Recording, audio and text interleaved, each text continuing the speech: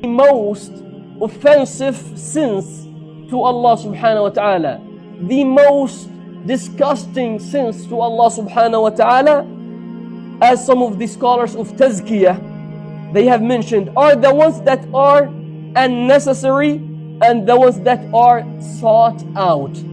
The ones that you go and look for.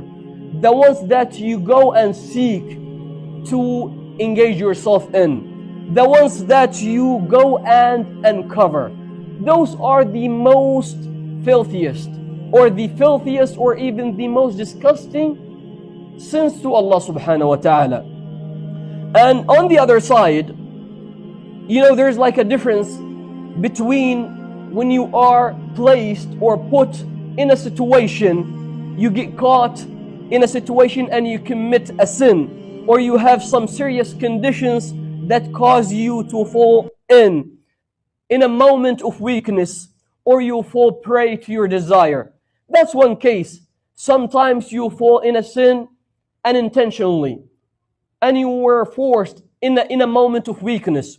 That's one side. And on the other side, where people basically will actively go looking out for sins and actively publicizing sins and actively seeking them.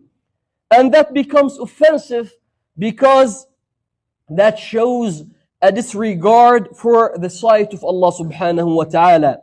And that you completely take the idea of muhaqqirat al-dhunub la shay.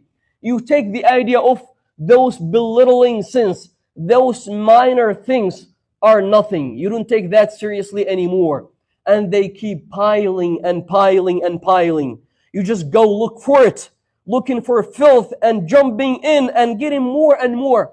And then what do they say? They say the more you get yourself into many sins, into any kind of filth, the more you dive in, your heart becomes corrupted. You corrupt your heart. Even if you don't feel it physically, you get your heart corrupted spiritually.